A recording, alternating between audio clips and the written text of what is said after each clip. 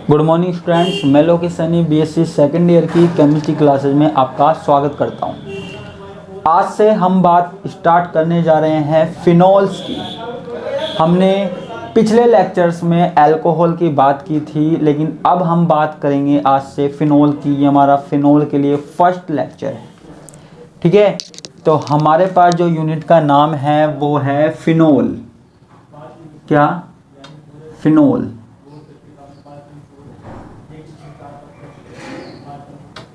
ठीक है, इसके बारे में हमको आज बात करनी है। अगले कुछ लेक्चर्स में हम इसके बारे में ही डिस्कस करेंगे, ठीक है। अब ये फिनोल होता क्या है वो हमको बात करनी है। अब फिनोल का नाम सुनते ही सबके मन में क्या आता है? कोई बेंजीन रिंग है, बेंजीन पे OH समूह जुड़ा हुआ है, ठीक है। तो सीधे हम बात करते हैं। हमारे पास बेंजीन रिंग है ये, और बेंजीन से क्या जुड़ा हुआ है? OH जुड़ा हुआ है, ठीक है। तो इसको हम क्या बोलते हैं? फिनोल बोलते हैं। क्या बोलते हैं? फिनोल बोलते हैं, ठीक है। अच्छा, एक कंपाउंड और देता हूं मैं आपको।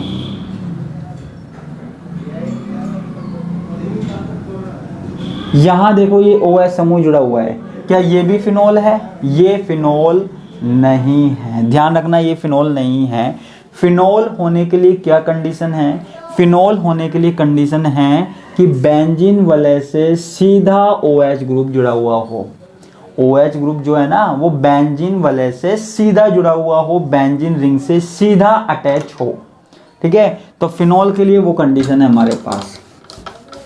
तो फिनोल अगर कोई पूछ ले हमसे तो हम क्या बोलेंगे? हम बोलेंगे कि वे यौगिक जिनमें OH समूह, OH ग्रुप सीधे बेंजीन वलय से जुड़ा हुआ होता है, सीधे बेंजीन वलय से जुड़ा हुआ होता है, जुड़ा हुआ होता है।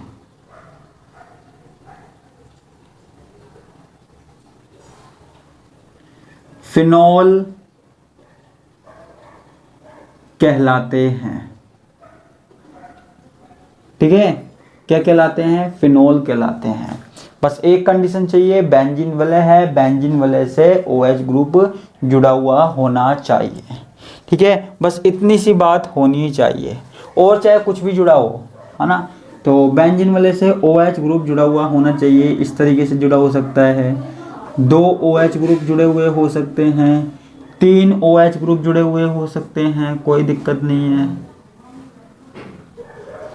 ये 3 OH ग्रुप जुड़े हुए हो सकते हैं, ठीक है। लेकिन सिर्फ एक कंडीशन होनी चाहिए कि सीधा जुड़ा हुआ होना चाहिए।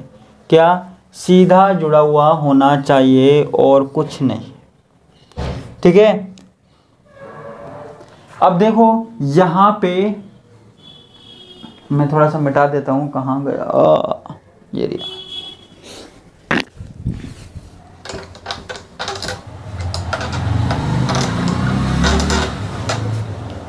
ठीक है।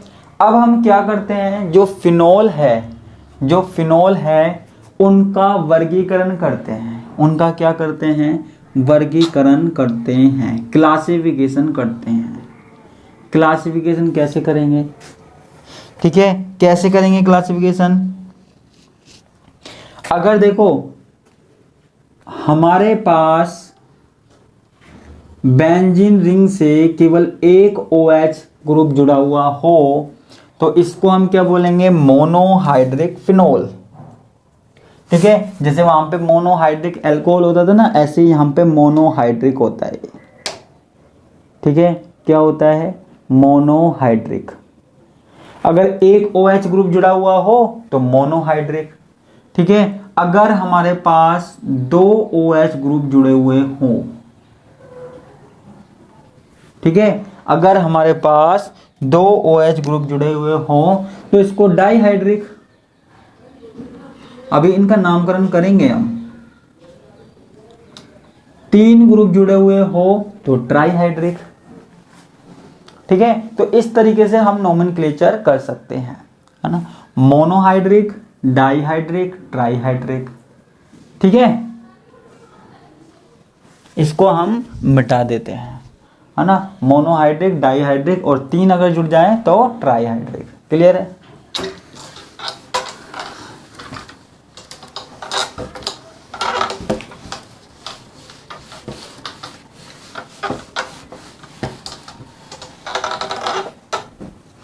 अब बात आती है हमारे पास इसके नामकरण की।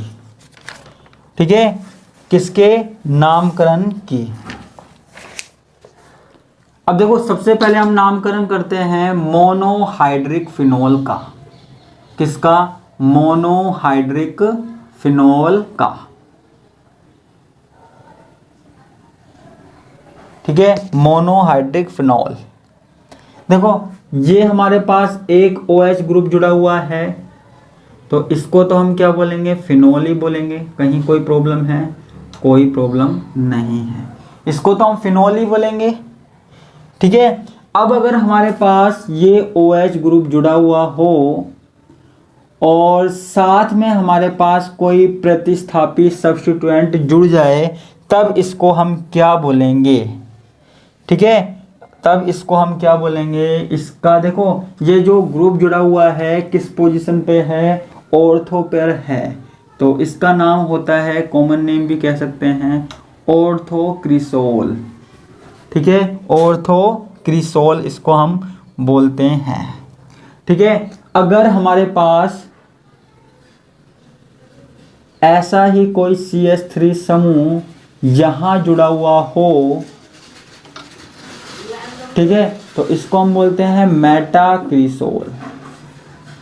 क्या बोलते हैं? मेटाक्रिसोल। अगर हमारे पास यहां OH जुड़ा हुआ हो और यहां पे CH3 जुड़ा हुआ हो, तो इसको हम क्या बोलते हैं? इसको हम बोलते हैं पैराक्रिसोल। क्या बोलते हैं?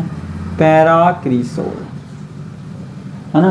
क्रिसोल इसके लिए दे रहे हैं, CH3 समूह के लिए दे रहे हैं, है ना। इनके यही नाम फेमस है, इसको यही नाम से बोलते हैं। ठीक है, या CH3 ग्रुप जुड़ा हुआ हो तो जब हम टॉलुइन भी बोल सकते हैं ना, लेकिन अभी आप ये याद रखिए। अब हम बात करते हैं डाईहाइड्रिक फिनोल की। किसकी? Dihydric phenol. इनको नाम देते हैं डाईहाइड्रिक फिनोल, यानी कि जिसमें 2 OH ग्रुप जुड़े हुए हो। ठीक है, वो नाम है, नाम ही याद रखना पड़ेगा आपको, ज़्यादातर कोई दिक्कत नहीं है, नोमेनक्लेचर है। ठीक है, अगर IUPAC नाम देने की बात आती है तो IUPAC नाम भी हम दे के देखते हैं। देखो कैसे, देखो इसका जो कॉमन नेम है ना, वो तो है कैटिकोल। ठीक है, इसमें हम कुछ नहीं कर सकते, कैटिकोल। लेकिन इसका जो IUPAC नाम है वो क्या है? जैसे 1 और 2 नंबर पे क्या जुड़ा हुआ है? हाइड्रोक्सी समूह जुड़ा हुआ है, तो इसको हम दे सकते हैं 1,2 डाई हाइड्रोक्सी बेंजीन। ठीक है, 1,2 डाई हाइड्रोक्सी बेंजीन इसको नाम दे सकते हैं। अगर हमारे पास कुछ इस तरीके से जुड़ा हुआ है OH और यहाँ पे OH, ठीक है, तो अब इसको कैटिकोल नहीं बोलते, इसको बोलते हैं रिसोर्सिनोल। नाम है रिसोर्सिनोल, इसका नाम क्या है? रिसोर्सिनोल। और अगर IUPAC देना चाहें तो क्या बोलेंगे इसको? 1,3 di hydroxy 1,3 di hydroxy phenol, है ना। 1,3 डाई हाइड्रोक्सी फिनोल इसको हम बोलेंगे। क्लियर है? इसके बाद हमारे पास एक और है, एक और बेंजीन रिंग है। यहां हमारे पास OH है, यहां भी हमारे पास क्या है? OH है। ठीक है, इसका कॉमन नेम जो होता है बड़ा फेमस है, इसको बोलते हैं हम हाइड्रोक्विनोन।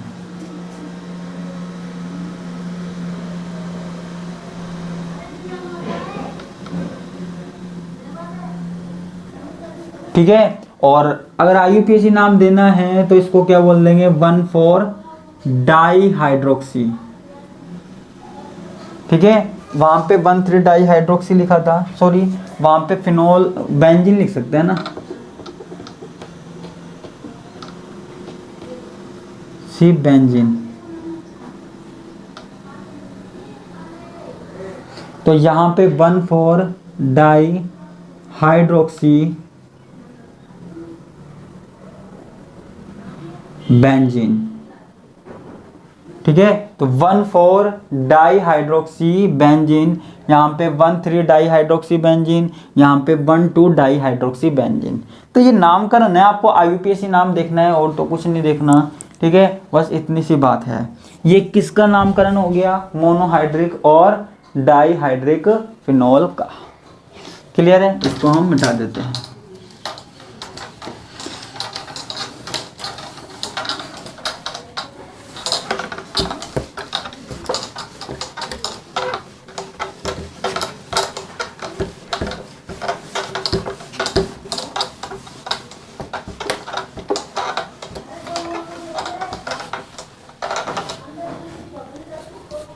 ठीक है, ये बात हो गई।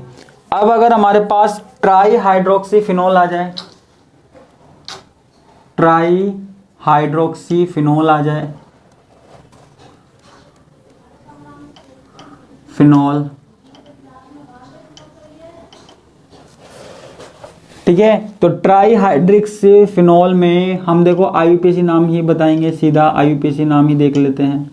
तो ये हमारे पास जुड़ा हुआ है OH, ये हमारे पास जुड़ा हुआ है OH, और ये हमारे पास जुड़ा हुआ है OH। ठीक है, एक तो ये चीज़ हो सकती है, एक हमारे पास हो सकता है OH OH OH। ठीक है, और एक हमारे पास हो सकता है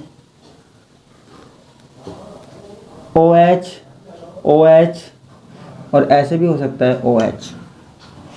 ठीक है, तो हमको ज़्यादा कुछ नहीं करना। इसमें देखो 1 2 3 4 5, यानी कि 1 3 5 है ना, तो 3 जगह जुड़ा हुआ है, तो हम इसको लिख सकते हैं 1 3 5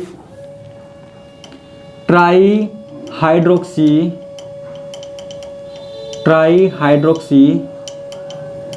बेंजीन। ठीक है, ट्राईहाइड्रोक्सी बेंजीन लिख सकते हैं। उसको हम क्या लिख सकते हैं, उसको हम लिख सकते हैं 1 2 3 ट्राईहाइड्रोक्सी बेंजीन। ठीक है, 1 2 3 ट्राईहाइड्रोक्सी बेंजीन, और उसको हम क्या लिख सकते हैं 1 2 4 ट्राईहाइड्रोक्सी बेंजीन।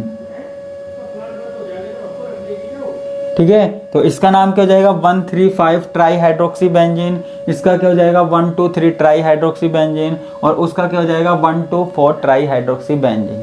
तो इस तरीके से हम नोमेनक्लेचर भी कर सकते हैं। तो यहाँ पे हमें कोई दिक्कत नहीं है।